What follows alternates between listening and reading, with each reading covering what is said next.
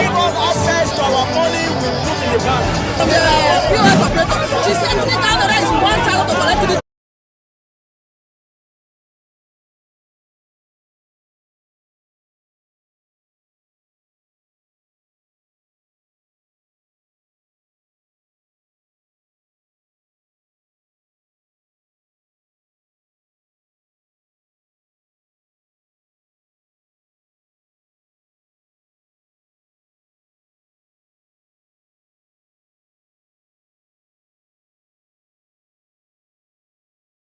Economic stability and confidence. To condemn this act and call for the immediate release of this minister in the temple of God. Brought access to our money we put in the bank. POS operator, she said $50,000 is 1,000 to collect 3,000 naira. Where are we heading to? I've always said there are two sets of people on earth, the oppressors and the oppressed, and in between are the cowards and the hypocrites. Which are you? No matter how tough the challenge, how high the obstacles, we always overcome. What Nigerians need now is not about the taunting. Who can come and salvage us from where we are?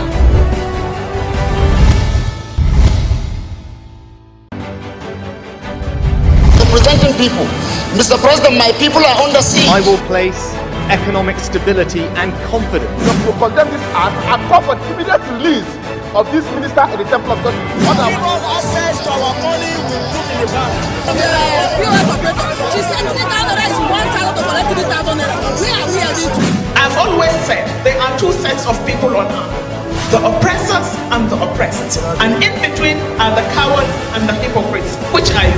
No matter how tough the challenge, how high the obstacles, we always overcome. What Nigerians need now is not about the taunting. Who can come and salvage us from where we are?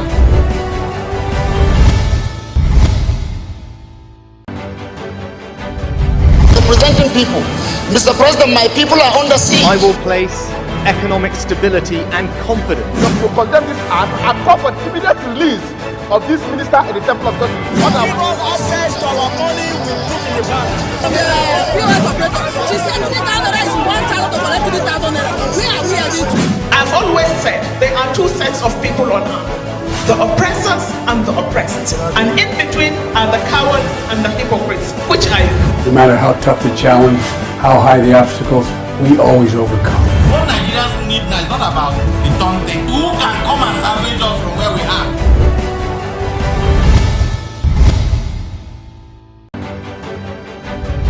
Representing people. Mr. President, my people are under siege. I will place economic stability and confidence. To condemn this act and call for the immediate release of this minister in the temple of God. Brought access to our money we put in the bank. POS operator, she said $50,000 is 1,000 to collect 3,000 naira. Where are we heading to? I've always said there are two sets of people on earth, the oppressors and the oppressed, and in between are the cowards and the hypocrites. Which are you? No matter how tough the challenge.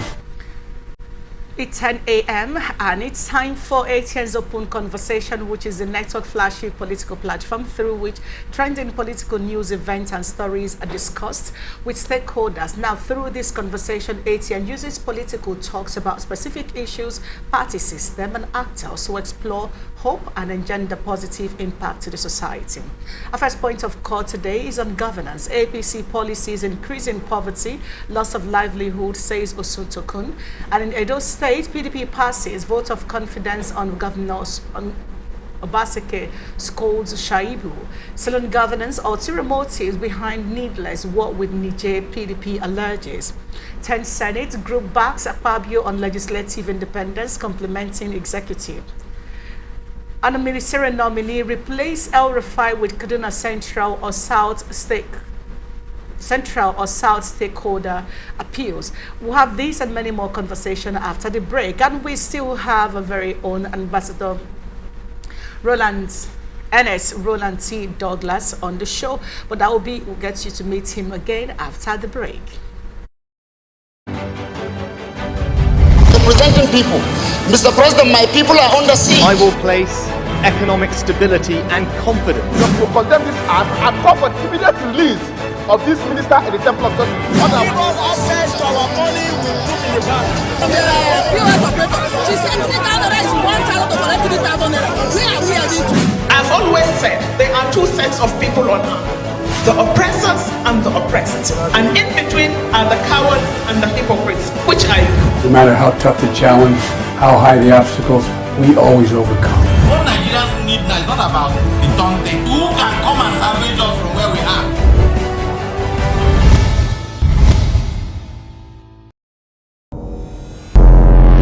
Every day, our lives are changed by history.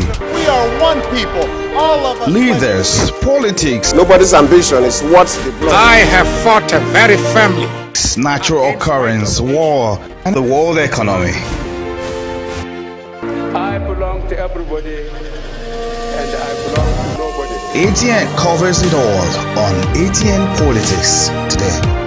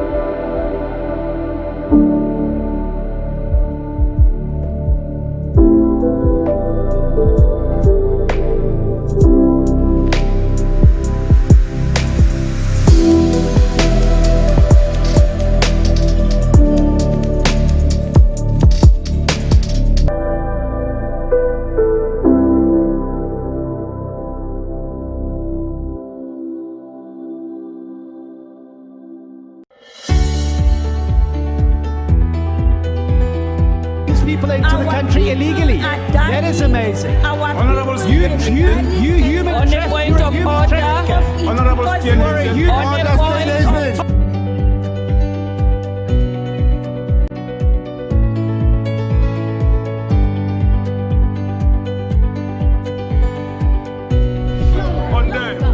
they are not picking our calls. They made up their minds. So no agreement with the EU, but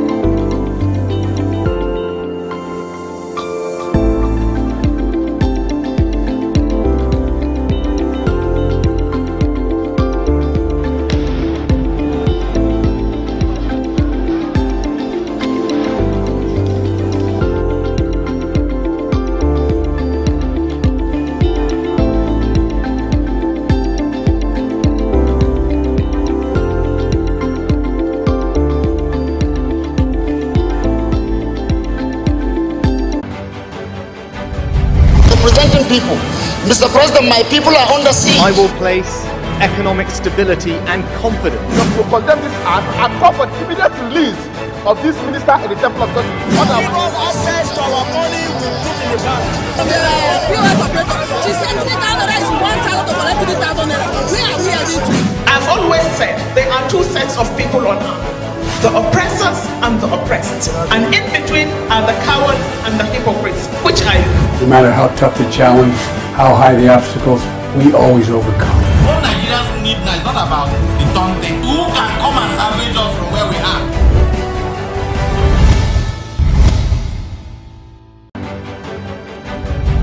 Representing people. Mr. President, my people are under siege. I will place economic stability and confidence.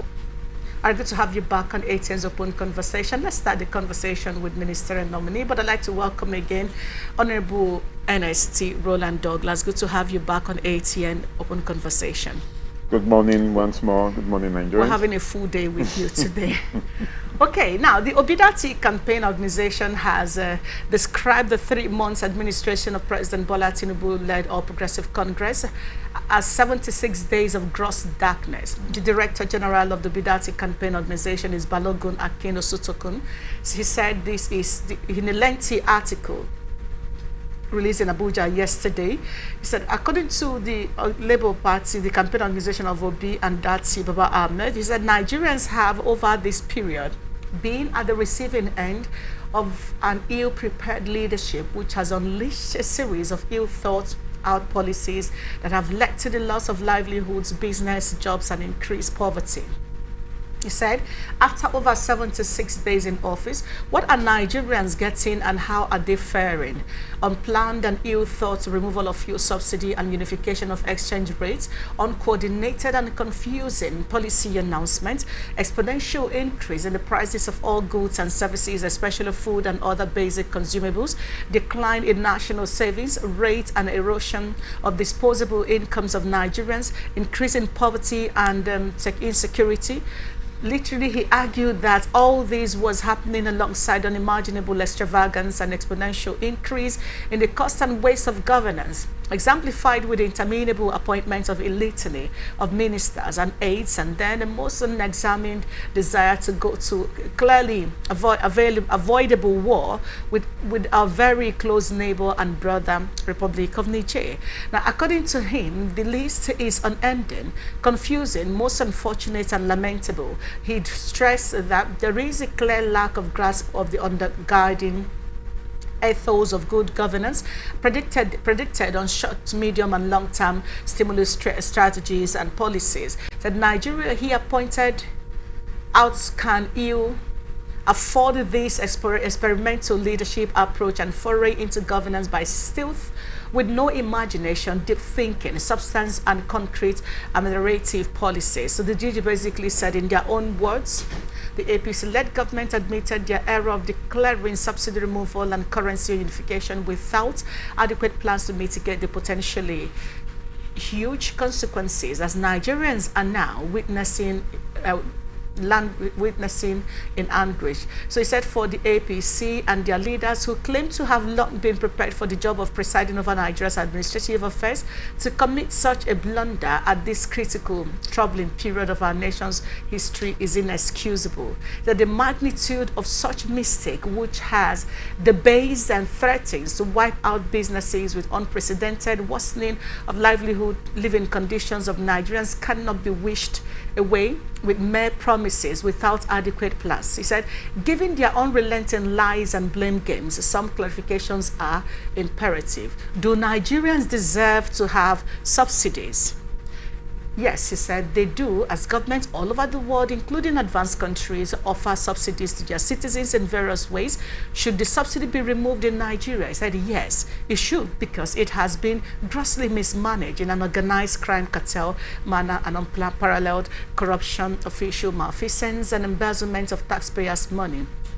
Well, let's round up. He said, in line with our belief and promise to create and lead a new Nigeria, this is possible. The Labour Party campaigned for the removal of subsidy and all of that. But let's bring it back to the actual conversation right now, which is,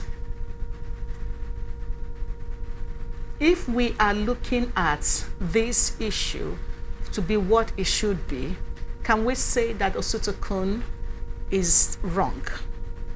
in all of the things? Can we, in terms of APC being ill-prepared or not prepared at all, if you may? Well, Ositeko has made quite profound statements as regards what is currently ongoing with the administration of this current government.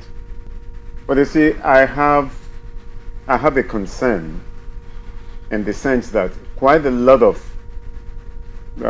past administrations have always had this penchant for criticisms. And then when they get out there, they do probably worse than what we were complaining about. Let's take example with this recently concluded general elections, where we've got other political parties that had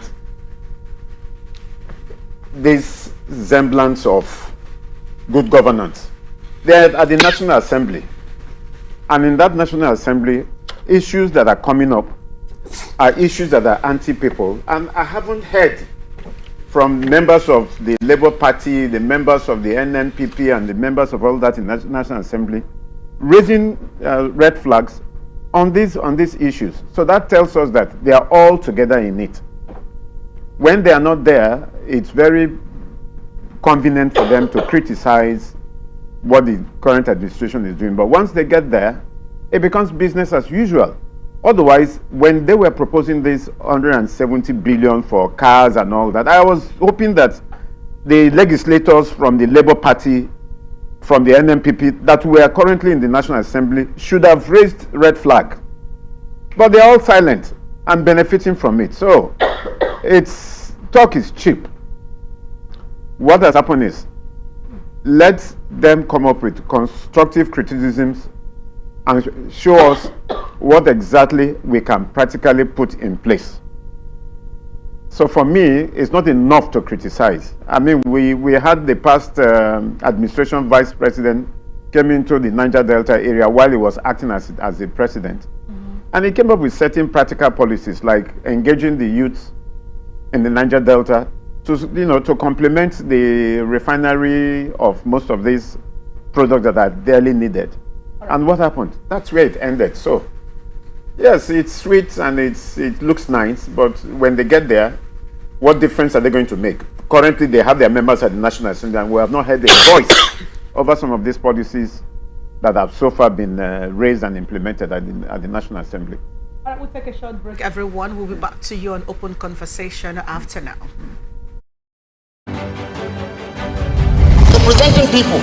Mr. President, my people are under siege. I will place economic stability and confidence. To condemn this act and call for the immediate release of this minister in the Temple of Justice. Give us access to our money we put in the bank. POS operator, she said 3,000 is 1,000 to collect 3,000 naira. Where are we heading to? I've always said there are two sets of people on earth, the oppressors and the oppressed. And in between are the cowards and the hypocrites. Which are you? No matter how tough the challenge, how high the obstacles, we always overcome. What Nigerians need now is not about the taunting. Who can come and salvage us from where we are?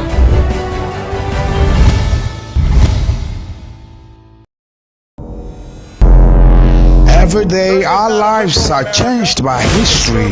We are one people, all of us. Leaders, politics, Nobody's ambition is what the blood. I have fought very firmly. natural occurrence, war, and the world economy. I belong to everybody, and I belong to nobody. ATN covers it all on ATN Politics today.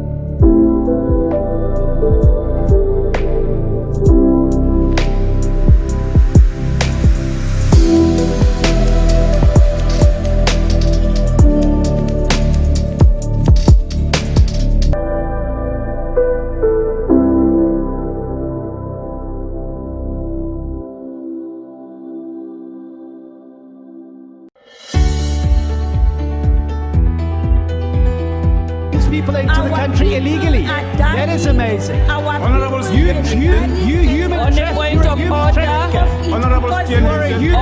Rivers State stakeholders felicitate with Sir Dr. Peter Odili on his 75th birthday anniversary. If your action inspire others to dream more, learn more, do more, and become more, you are a leader. John Quincy Adams, 6th President of the United States of America. This sums up the person of His Excellency, former Governor of Rivers State, quintessential, suave, generalissimo of Nigerian politics, medical luminary, and intellectual pace-setter, Sir Dr. Peter Otunaya Odili. Rivers stakeholders celebrate you on your 75th birthday. May your years remain evergreen, Your Excellency, Sir Dr. Peter Odili, CONGSSR. Your Excellency, as you mark another eventful year of your life, may you continue to live, love, and cherish the precious moments that God has graciously bestowed upon you. Turning 75 is another milestone in your incredible and glorious journey. You are a treasure to all of us. Have a fantastic birthday, boss of life. Signed, Rivers stakeholders. His Excellency Sir Similaye Fubara, GSSRS. Her Excellency Professor Mrs. Ngozi Odu, DSSRS. His Excellency Yesom Ezenwa Wike, CONGSSRS POS. His Excellency Sir Celestine N. Omehia, GSSRS. Right Honorable Austin Okpara, OFR, DSSRS. Prince Uche Secondus, Alabor Dr. Ebie Sekibor, Chief OCJ Okocha, SAN MFR DSSRS JP, Prince Emma Anyawon. His Excellency Engineer Tele Ikuru, DSSRS, Senator George Thompson Sekibor, CON, Ambassador Desmond Akawor, Senator Mrs. Betty Apiafi, Senator Lee Meba, Odein Ajumogobia, SAN, Her Excellency Senator Ipalibo Harry Banigo, DSSRS, Bro Felix Obwa, Honorable Kingsley Chinda, Honorable Chinyere Igwe, PhD, Honorable Dunamene Dekor, Honorable Adejoro Y. Adeogun, Chief Kenneth Kobani, Chief Oris Oyiri JP, Chief Barrister Ame Glory Ame, Alabo David Briggs, Senator Orwell Onyeso, Honorable Mrs. Linda Stewart, Mrs. Toru Ofili JP, Rufus N. Godwins Esquire, Dr. Tammy Danagogo, Engineer Emeka Woke, Chief Isaac Oyesom, Mr. Larry M. Pepple, Honorable Isaac Okemini, Professor Geoffrey Obina Anoliefo, Honorable Tamunosisi Gogo Jaja, Honorable Beatrice Awala, Chief Azubike Merukini, Professor Roslyn Konya, Barrister Mrs. Inime Chimwemwo Aguma, Honorable Mrs. Tonye Briggs Onye Gide, Harvey Ideozu Esquire, Chinedum Ile KSM, Honorable George Ariolu, Dr. Mrs. Nancy Nwankwo, Honorable Igo Aguma, Golden Tamino Esquire, Dr. Nimi Hart, Barrister Mrs. Onyinye Ile, Mrs. Gemma Ekeanyanwu, Dr. Samson Parker, Dr. Tekena Ibanibor, Pastor Jerry Nedam, Mr. Vincent Odili Chukujekwe, C. Alabo Golden Christy Wilcox, Eze Sir Mike Elechi, Honorable Chidi Elder Wihioka, Dr. Cedric A. Akoloku JPKSC, Mr. Ladi Gaspar, Mr. Igonibo Thompson, Mr. Ogechuku J. Odili, Mr. Boniface Uguzi Asouro, Professor Blessing Didia, Dr. A.J. Beredugo, Dr. Walter Imodeme, Dr. George Aikiomoton, Mr. Blessing Wikina, Mr. Ike Thomas Amadi, Chief Obi Christy Ndukwe, Chief Chukuma Odili, Prince Ohochuku Obiandu, Dr. Oluchi J. Ezemwa, Mr. Golden A. Christie, Mr. Marshall Chuku, Mr. Eni Odili, Mr. Ernest Allison JP, Emma Okar PhD.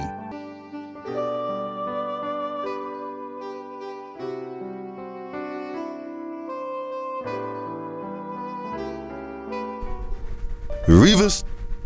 Welcome back to ATN's Open Conversation. We are still here with Honorable Ernest T. Roland Douglas. Let's get into Edo State.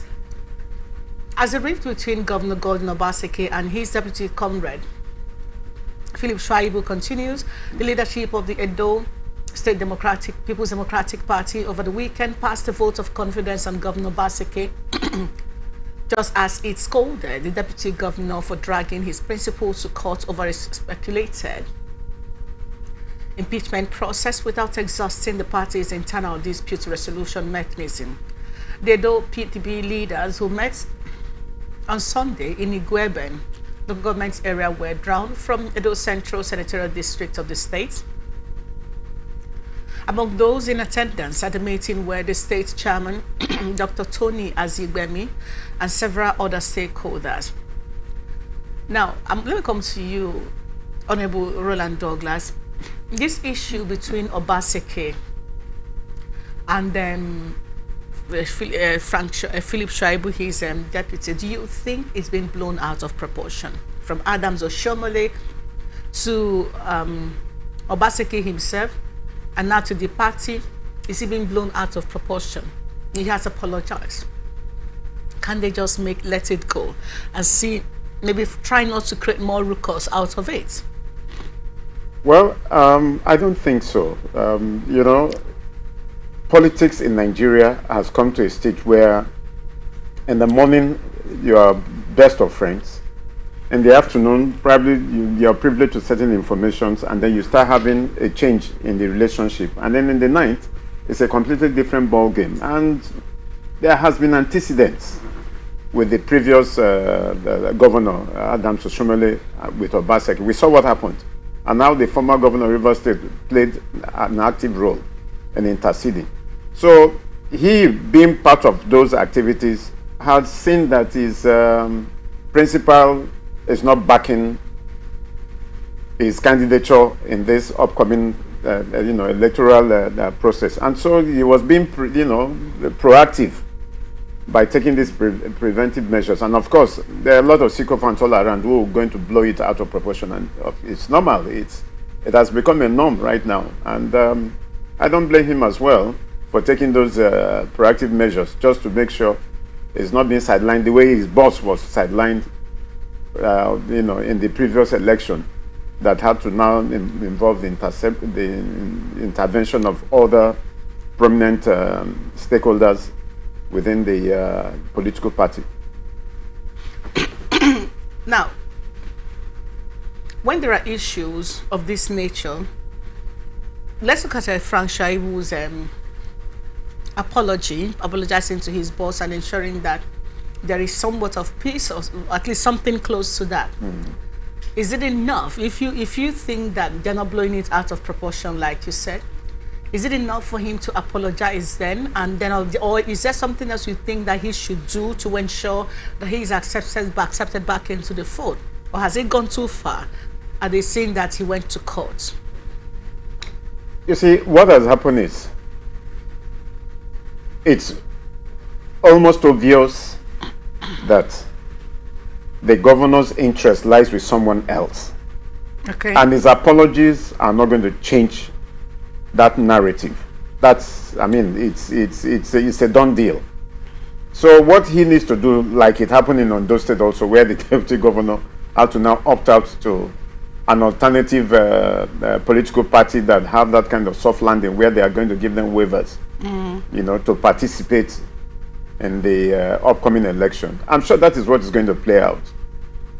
The current governor, suffered the same thing from his previous principal. So it's gradually becoming a trend. And apology or no apology, I know at the back of his mind, he has already kick-started, and probably negotiating with the any available other political parties, probably maybe the APC or maybe the LP. These are now becoming the most vibrant oppositions. His principal did it. He did it along with him, so he's going to do it, and it's the precedence is already there. So there's no, it's going to be what it is going to be, knowing the antecedents. Okay, so you think whether they accept him or not, the move has been made. The governor is not going to give him the ticket, which is now clear to him, and of course, he's still going to make a move to see that he gets a governorship ticket from another party. Absolutely. All right. The People's Democratic Party has accused President Bola Tinubu and his running mate and his ruling All Progressive Congress, beg your pardon, of being desperate to plunge Nigeria into a state of war by involving the nation's military in what it called a needless conflict with neighboring Niger Republic. In a statement issued on Sunday by Debo Logunagwa, National Publicity Secretary, the party strongly condemned what it also described as an act of desperation on the part of the president and the APC. The PDP observed that the insistence by the APC administration to draft Nigerian soldiers into Niger Republic in defense of the disapproval by the National Assembly and Nigerians across the board validates apprehension in the public domain of ulterior motives by the Tinubu-led administration-led APC to import crisis and destabilize our nation for political reasons. He said, why the PDP frowned at the unconstitutional change of government in any part of the world, the main opposition party argued that the situation in the Niger Republic does not warrant any external peacekeeping effort and does not constitute any threat whatsoever to Nigerians. Nigeria's national interest to justify committing the already overstretched military to harm's way in a needless war. The PDP said, the insistence of the APC government to go to war in the Niger Republic is already heightening tension in Nigeria. So there are insinuations in the public that the APC is only desperate to deploy Nigerian military to the Niger Republic so as to provoke possible external aggression from that country, thereby orchestrating a situation for the declaration of state of emergency in Nigeria, with the tendency to cripple the judicial process on the 2023 presidential election and divert attention from the hardship the APC has fostered on the nation in the last 2 months. PDP said it is apparent that the APC is desperate to orchestrate a situation of imminent danger of invasion or involvement in a state of war so as to have the excuse to declare a state of emergency under Section 305, subsection 3A and B of the Constitution of the Federal Republic of Nigeria, 1999 as amended. So the PDP notes that nothing else can explain why the APC administration is eager to go to war in the Nigerian Republic. While it has practically turned a blind eye to the insecurity situation in our country, even with the mindless killing of over 500 innocent Nigerians in Plateau, Benue, Niger, Kaduna, and other states of the Federation since May 2023, also distressing is that the APC is ready to deploy billions of naira to prosecute a needless war, despite our ailing national economy, crippled production sector, energy crisis, massive unemployment, frightening fall in the value of the naira, and excruciating hardship in the country, occasioned by its ill-informed, hasty, and ill-implemented policies. So they say such can only come from an anti-people administration that has no iota of interest in the security and well-being of the nation and its citizens. This is like reading the first story we did, which is Labour Party story that basically talked about ill-prepared and all of the crime so far. But you see, on blowout, while Professor Kipwe was talking about this, I said that could be a conspiracy theory, but that doesn't seem like a conspiracy theory right now because the PDP is outrightly pointing at that. But on a serious note, do you think, because we have been wondering, why exactly are you pushing for this? What is in it for you?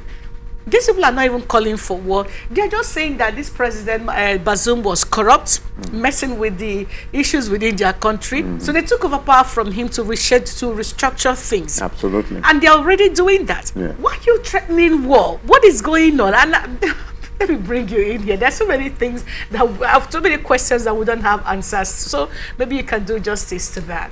No, you see, the salient question there is, what is Nigerian government's interest in Niger Republic that will warrant us to now commit lives of Nigerian soldiers and billions of dollars into such a war?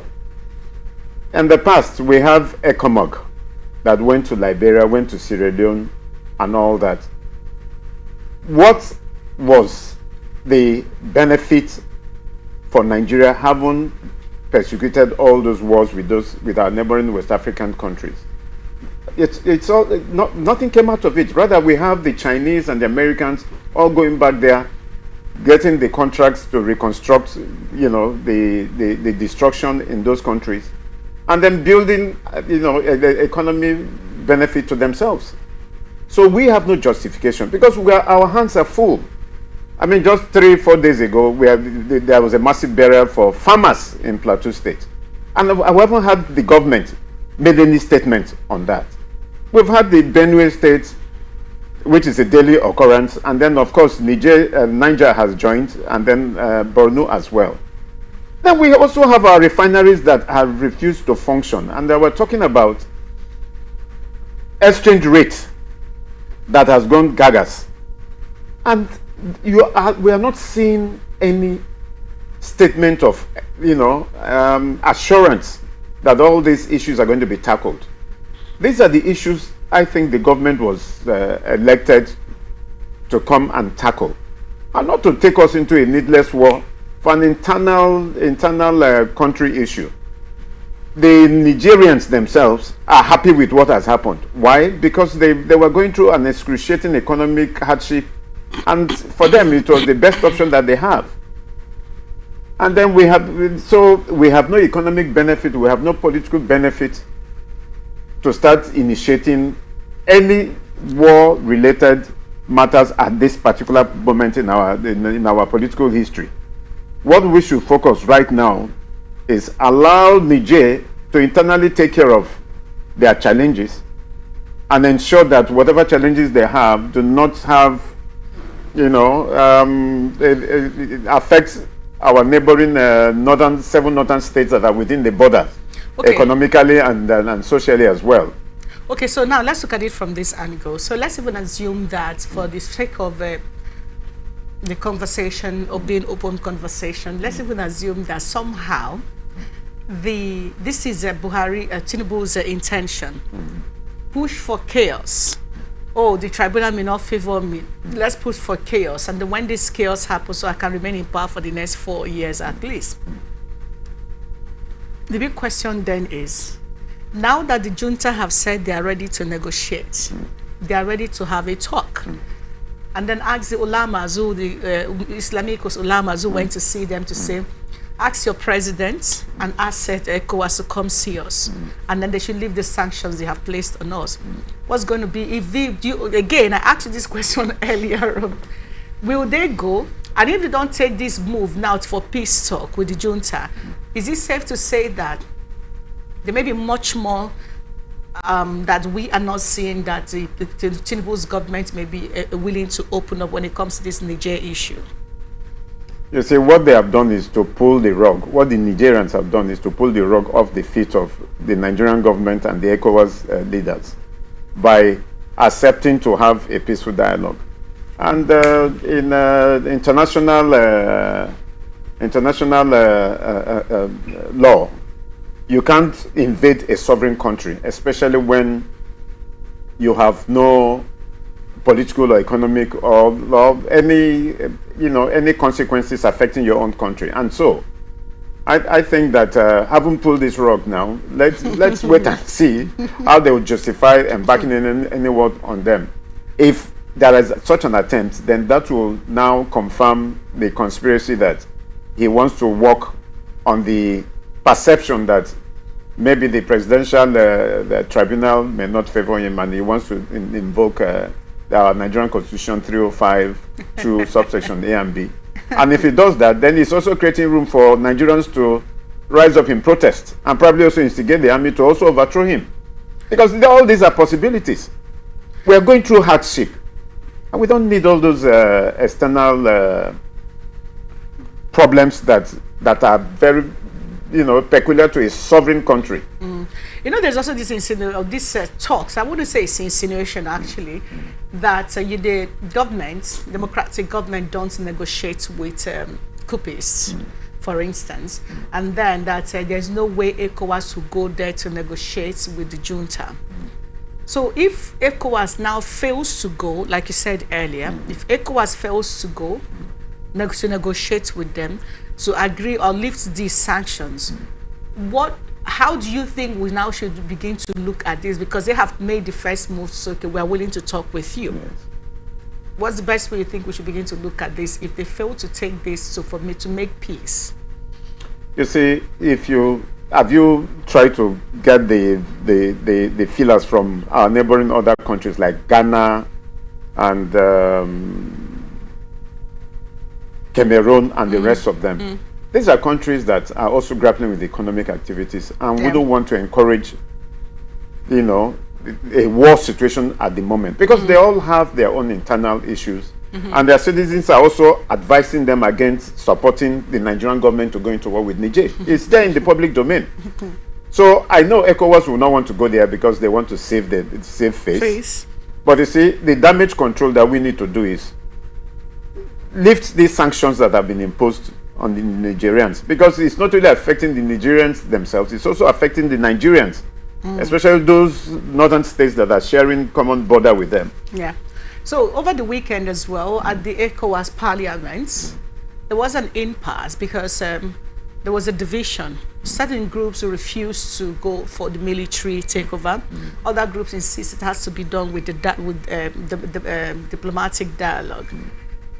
There seemed to be a major confusion around, right? You just said that other neighboring countries are not even in support of this, which is maybe that's why it's looking like it's a Nigerian versus Niger thing. Absolutely. And I haven't said that because we have not seen any other Islamic group going to Niger to negotiate, to say, you guys have a conversation with these people. It's still the Nigerian ulamas who went for that. All of this boils down to one thing. A group wants war. We don't know the reason. Another group wants peace. So we have a division right now. What do you think is going to, how do you think this is going to pan out? Just take a hazard guess. It's going to be a disaster. A very massive disaster. That there will be refugee issues. There will be issues of economic, right now the economic issues, those at the border with all trucks having perishable things that are incurring them origins, and some of them are going to go bad. I mean, the consequences will be a huge, total disaster. So is it safe that if at the end of all of this, ECOWAS refuses to take the call for peace, the hands stretched towards them by the junta, and forgetting that already Niger right now, like we learned during the parliament discussion, over 9,000 schools have been shut down in Niger, and then several other economic issues which are dependent on us, but because they cannot cross over. We're seeing the impact in Nigeria, we're seeing the impact in Niger. So if all of these, that the president of Nigeria being the ECOWAS chairman and the ECOWAS themselves refuses to come to the drawing table with the juntas, is it safe to say that then there is more to this call of war than they are making it look? Yes, and I think by the Constitution, the National Assembly that has rejected our getting involved should commence an impeachment process if it dares it. I mean, we are operating a constitutional government for crying out loud. And so he is guided by the Constitution as well. If other countries are feeling so much bothered about the coup that took place in the sovereign country, they can also this time around take the lead, because we have enough problems in our hands. Our farmers can't go to farm, and the farming season is going off. We are not getting any, this same level of aggression and passion into it. And then we're also having issues of unemployment and hardship. We are not saying because we have these issues we won't have foreign policies that will create, an economic zone for, inter-country business activities. But I mean, the handwriting is very obvious that, look, this is a deliberate war, needless war that Nigeria want to lead us into. Because all the circumstances that have generated the coup in the first instance is not peculiar to just Niger. Mali had theirs. Guinea also had theirs, and nothing happened. So what is so peculiar about Niger that we must go to war in these circumstances that we have? And why did we not go to war in Burkina Faso, in Burkina Faso, Guinea, when all these Mali? when all these people had it? So why do you think we didn't go to war? So as far as I'm concerned, and as far as 99% of Nigerians are concerned, we are more bothered about the issues we have. We need our farmers to go to farm. You can't buy food in the market anymore. So our president cannot fix the security in our country. Our country, and he wants to go and fix the challenges in other countries. All right, that's the National Assembly has said no. If he tries it, he should be impeached. All right, speaking of the National Assembly, 7 and former lawmakers of the National Assembly who doubles as members of the initiatives have commended the Godswill Akpabio 10th Senate for starting up on a good footing, contrary to concerns that the upper chamber was going to be an appendage of the executive arm. Dean of the Faculty Board of Initiatives and former spokesman of the House of Representatives, SMA Iyeyibo, stated this in Abuja while reviewing activities of the Senate in the last 2 months. He said the decisions taken by the Senate on the presidential request for troops deployment to Niger Republic, the stoppage of the planned hike in electricity tariffs, rejection of some ministerial nominees and the lawmakers, intervention in resolving industrial disputes, among others, show that the Senate under Akpabio is determined to complement the executive in bringing succor to Nigerians. He said, when this particular leadership of the National Assembly emerged, there were rumors that the Senate would be a rubber stamp, but the first indication of ethical integrity was when Mr. President sent a request to the Senate for deployment of troops to Niger Republic. Many thought it was just going to be a mere formality, but today we are proud to note that the particular Senate did not only deprive but contributed immensely by saying that all diplomatic measures be exhausted. He said just a few days ago, the ECOWAS Parliament aligned with the Senate and all of that. Secondly, said the electricity companies and the Nigerian Electricity Regulatory Commission wanted a 40% hike in electricity tariff. The Senate rose to the occasion and said Nigerians were already suffering and decided to ensure the stoppage of the increment and all of that. Okay, now let's talk about this. So this particular story is coming on the heels of a statement made by Aline Dume and one other member over the weekend. I think a Labour Party or so member made over the weekend, talking about blasting Akpabio over the money being paid into the accounts of senators for their a holiday or something. So now when they made that, Aline Dume made a can I even call it a made a threat, I know, that he needs to sit up, that he's been making a lot of mistakes which they cannot condone. And now this particular group called himself what's the name, basically saying that this has been one of the best National Assembly Senate that they have ever had. But I'll leave that in your table right now.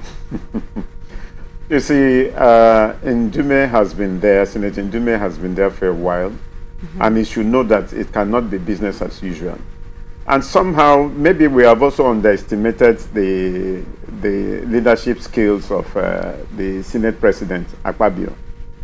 If you recall, while he was a minister, when we were talking about the forensic issue about the NDDC, he came out frontally and said, listen, some of you are beneficiaries. And then they said, off the mic, it's okay. Now he has come, he's gradually letting Nigerians to know what has been put in secrecy, the humongous allowances for people that are not even productive. And so gradually, the Nigerians are beginning to know the secrecy of these allowances and salaries that constitute 0.1% of the Nigerian populace. And so the threats can come, I mean, they can say all what they can say, but thank God for technology. Technology has exposed and will continue to reveal most of these things that we secretly do that are not beneficial economically and are not beneficial socially to Nigerians. Nigerians have the right. We have the freedom of speech law that should enable us to also have access to some of these things, because they are there to serve Nigerians, not to serve themselves. And so I don't see what Akpabio has said that is unconstitutional, or is not part of what they consider, you know, the ethics in their in their activities. And so more are going to come. It will not necessarily be from the Senate President himself, but I expect that some of the opposition political party members that are now in the Senate and in the House of Reps should be able to tell Nigerians what is going on, because we want to know and we need to know. All right.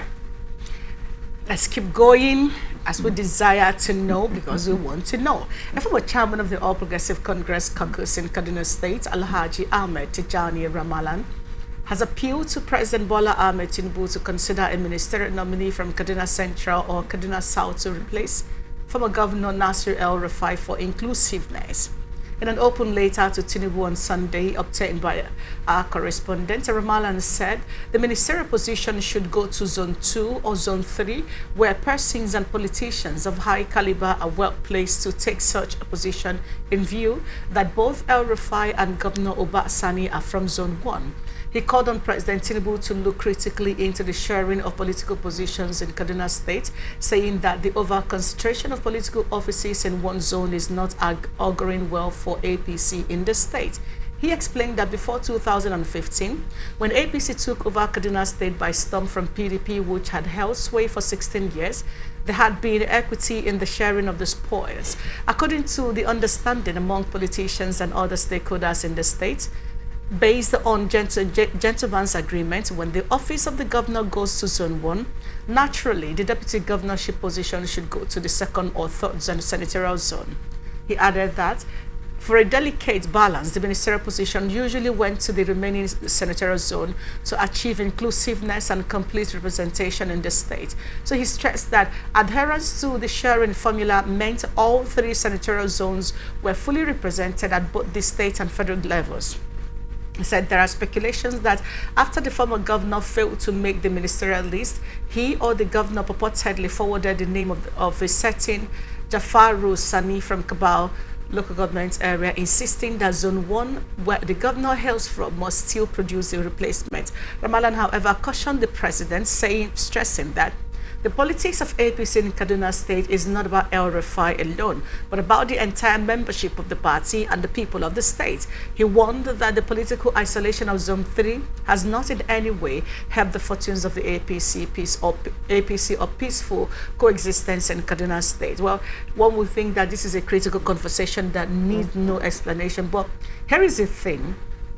This call being made by the APC stakeholder right now was not made during the why El-Rufai was still in the country, Exactly.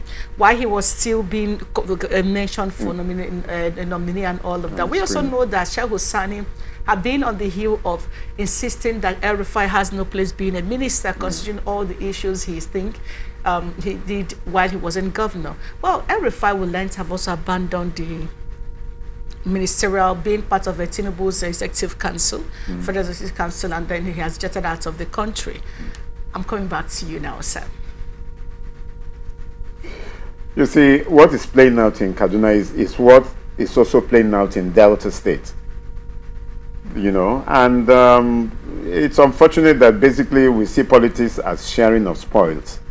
And so we de-emphasize competency, we de-emphasize capacity, we de-emphasize integrity and pedigree. And so if that is what Nigerian politicians have turned elections to be, then he has a point. You know, they are categorized in zones, and so to give them a sense of belonging, everybody should nominate their best first 11 to participate in this ministerial list. Delta 1, I believe, is still there. Then, of course, the Southeast also had theirs also. And so, I mean, if it is sharing of spoils and it has come to become an accepted norm in Nigeria, then give everybody the sense of belonging. Allow everybody to bring in, you know, their different best hands from the different zones as they have agreed. I know most of these are gentleman agreements. They are not in our constitution. But if it's gentleman agreement, I mean, we should de-emphasize greed, where a particular set of people or persons or a particular section should continue to hold sway. I mean, don't forget that also the president is being accused of lopsided appointment, which precedence was set by his predecessor. So, I mean, we need to have a paradigm shift from all this, because our focus right now is on issues that are affecting 99% of Nigerians. You know, all this sharing thing, for me, we should talk about productivity. That's where our emphasis should be. But if the sharing is what Nigerians have come to accept among politicians, then everybody should be given the fair share of what they are due. That's my undertaking. Here is my other concern about all of this. What happened to what the president did to El Rufai? Let me put it that way.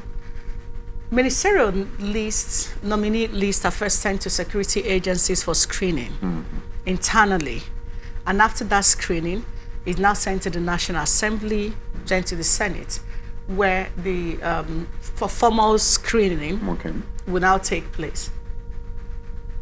He got into the House, and then people are saying there's petition against you, that A, B, C, D, and all of that, and all of that. The things that he's been petitioned about, Shehu Sani particularly, have always been on his neck over this issue. How come the statement that El Rufai made was in public domain? But I saw a tweet where recently, a few days ago, where El Rufai, one of the tweets he made in there, I think 212, 213 or 14 thereabout, or 15, where he said that any blood, I'm paraphrasing, any Fulani blood that is shed, you understand, even if it takes generations or something that it will have to be paid back. Now, I asked a question. I quoted that tweet because I saw it on Twitter, and I quoted it and I said, has he apologized for this? He has not. If he has not apologized, then why is it? Means that he's still the same person and all of that. But here is where I'm going to with all of this conversation, Sam. All that El Rufai did are in public domain. The body bag, none of these are secret. The recent videos.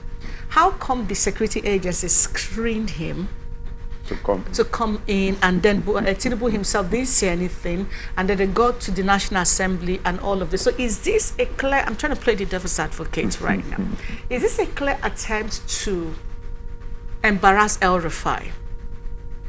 And if that is the case, to what end? Yeah, you see, we've had past rulers displaying this level of brazen impunity, and that nothing is going to happen. But they will be shocked that there's always a David when all these Goliaths come out in public. You see, sometimes what we say and what we do haunt us down to the next generation. They are not only embarrassing him, they are also telling him that he's human, and he has to come to terms with the reality of Nigeria of today. Nigerians are beginning to find their voices. I mean, here is also a governor who said that he has paid off those who are killing Nigerians. So that means you know them. And we have the state security, we have the police, and nothing happened because he had immunity. Yeah. You know, and it's not just him alone. I think there's still some one or two other people, you know, who have made, I call, treasonable statements that are still working free in our Nigerian society, but gradually it's catching up with them. So maybe they want to start with him because his own was such that it's in the public domain. This is not about lying about him. He was very brazenly making such public statements and utterances. And the killings in Kaduna State, for crying out loud, the killings in Kaduna State, we are not in a war, and yet on a daily basis, killings and kidnappings. And he hasn't taken responsibility, and he has not even apologized. So he felt that, well, since they are transiting from APC to APC, all those things will be ignored and, you know, waved off. But of course, people have their way now because they are now in position, and he doesn't have that level of immunity or authority to do what he wants. So this is embarrassment, number one, and they are going to also go beyond that. They are going to, prosecute him. Well, we'll see how all of that pans out. We'll take a short break, everyone. When we come back, Shehu Sani lists reasons for military takeover in sub-region, in ECOWAS sub-region. We'll be back to you after the break. Hey, welcome to the StarTimes 35th anniversary celebration. To say thank you to every StarTimes family for being an integral part of our journey, StarTimes has decided to give you a price slash on decoders. Yes, we are slashing the price of our antenna decoder from 8,900 naira to 7,500 naira, and the dish decoder from 13,300 naira to 9,900 naira. But that's not all. Existing subscribers can recharge for 2 months on their current bouquet and get upgraded to the next higher bouquet. And if you recharge on the classic or super bouquet, you'll receive a fantastic reward of extra 15 days of free viewing. You can enjoy our top local and international content. So, what are you waiting for? Quickly, visit any StarTimes outlet around you to recharge or buy your decoder between June 12th to August 31st to enjoy this fabulous offer. Wow! Yay! Let the celebration begin! StarTimes, entertain your family.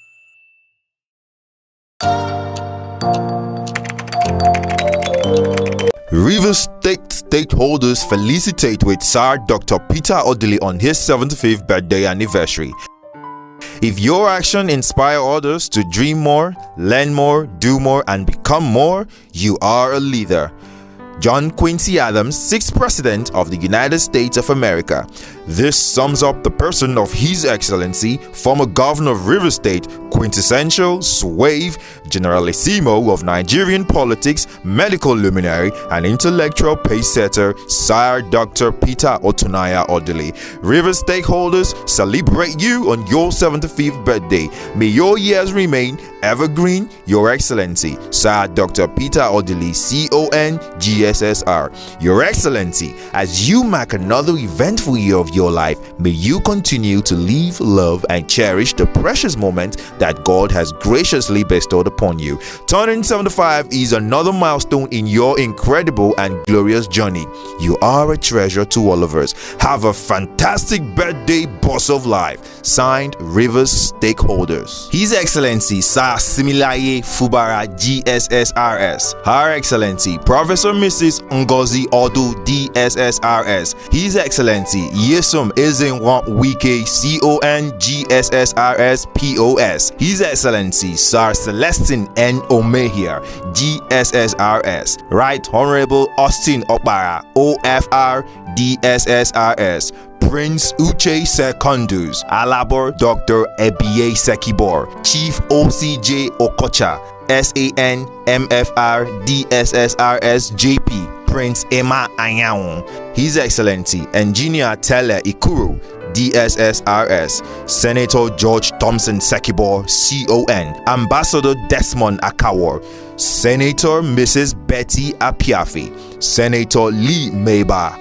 Ordain Ajumogobia, SAN, Her Excellency Senator Ipalibo Harry Banigo, DSSRS, Bro Felix Obwa, Honorable Kingsley Chinda, Honorable Chinyere Igwe, PhD, Honorable Dunamene Dekor, Honorable Adejoro Y. Adeogun, Chief Kenneth Kobani, Chief Oris Oyiri JP, Chief Barrister Ame Glory Ame, Alabo David Briggs, Senator Orwell Onyeso, Honorable Mrs. Linda Stewart, Mrs. Toru Ofili JP, Rufus N. Godwins Esquire, Dr. Tammy Danagogo, Engineer Emeka Woke, Chief Isaac Oyesom, Mr. Larry M. Pepple, Honorable Isaac Okemini, Professor Geoffrey Obina Anoliefo, Honorable Tamunosisi Gogo Jaja, Honorable Beatrice Awala, Chief Azubike Merukini, Professor Roslyn Konya, Barrister Mrs. Inime Chimwemwo Aguma, Honorable Mrs. Tonye Briggs Onye Gide, Harvey Ideozu Esquire, Chinedum Ile KSM, Honorable George Ariolu, Samson Parker, Dr. Tekena Ibanibor, Pastor Jerry Nedam, Mr. Vincent Odili Chukuje, Mr. Igonibo Thompson, Mr. Ogechuku J. Odili, Mr. Boniface Uguzi Asoro, Professor Blessing Didia, Dr. A.J. Beredugo, Dr. Walter Imodeme, Dr. George Akiomoton, Mr. Blessing Wikina, Mr. Ike Thomas Amadi, Chief Obi Christy Ndukwe, Chief Chukuma Odili, Prince Ohochuku Obiandu, Dr. Oluchi J. Ezemwa, Mr. Golden A. Christie, Mr. Marshall Chuku, Mr. Eni Odili, Mr. Ernest Allison J.P., Emma Okar, Ph.D.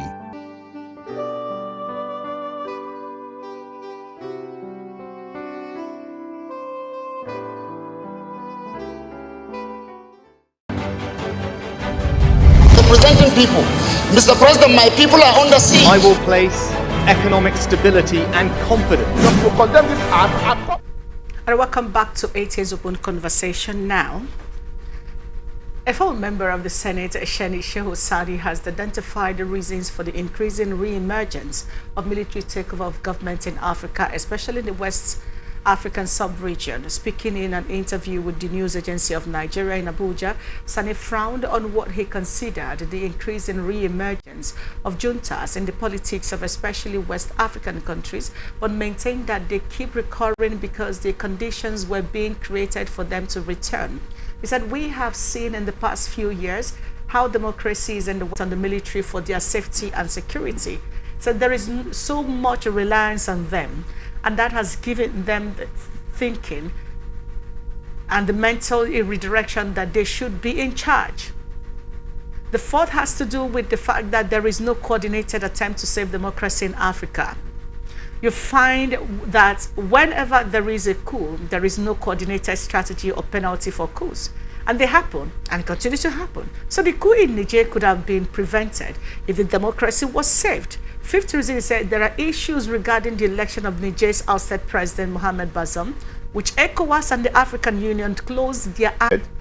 Subhumanized and made to think that, you know, they are as equal as the animals, domestic animals we have. We don't have voice anymore. Democracy is built on the people, for the people and by the people. Not for to come out and start pretending that we have democracy and that democracy should be installed in Niger. It has happened in other countries close to them, and it's going to happen here if we continue the way we are going on. So it's not about, oh, God help us or God not help us. This is reality with us. Good governance will stop coup. Okay, now, the present man who is on the saddle of leadership in Nigeria, President Bola Ahmed Tinubu, yes, knows exactly how he came into power and what the people are saying about his position. Do you think that his push for, again, like is basically a Nigerian thing? Do you think that Tinubu should take cue and begin to think how to fix major basic issues to reinstate himself than dispensing energy in what he's doing right now with this ECOWAS thing and then pushing for war in actual sense? Also, do you think that Shehu Sani should have written this as a letter, an open letter like Obasanjo used to do to President Tinubu? You see, I'm sure this was... Umi Pidan on Sunday urged Muslims Umar in Nigeria to propagate good virtues, promote love, tolerance, and peaceful coexistence, irrespective of geographical, ethnic, or religious boundaries. According to him, President Bola Tinubu and his vice Kashim Shettima, saying that their performance or otherwise in 4 years will go a long way to determine the fate of Muslims in Nigeria's politics. He noted that it was incumbent on Muslims in the spirit of faith propagation, belief, unity, and brotherliness to rally support for their brothers at the helm of affairs. Most importantly, at a crucial time, the duo of president and vice president are of the same faith. Umi Pidan, who was the guest speaker at the opening ceremony of an 27th Islamic vacation course of the Muslim Student Society of Nigeria in Benue area unity in Benue State, said the intensification of fervent prayers for the sustained peace, unity, and development of Islam and Nigeria states they belong to. But you see, politicians have cleverly weaponized religion, and all these challenges we are having were people that were manned by people who were religious leaders in their various denominations, whether it's a Christian or Muslim or traditional. And where has it taken us to? You see, unfortunately, the followers, they kept them in the dark. They have no education. They have no enlightenment. And so they just keep sheepishly following them whenever they come out and make statements like this. I know in Osun State also, there was a prominent person who came out and said, oh, the appointment of certain people are, skewed against the Muslims. And such people should be arrested. Because you're inciting the public. Then we'll continue to go around in circle and keep talking about religion. Because religion is a personal thing. But here you see governments are sponsoring pilgrimages, which it shouldn't be.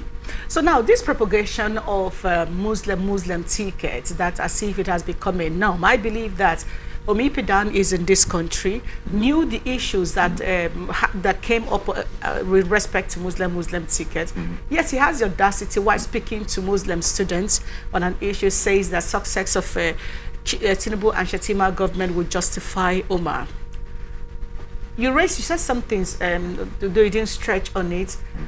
And when people begin to make such statements in the name of religion, do you think that the security police, for instance, need to invite them and have some cautioning conversation with them? Absolutely. Do you think the police should also do this publicly? Of course. Because we need to nip this, right in the bud there, not to do their work. No, it's not acceptable.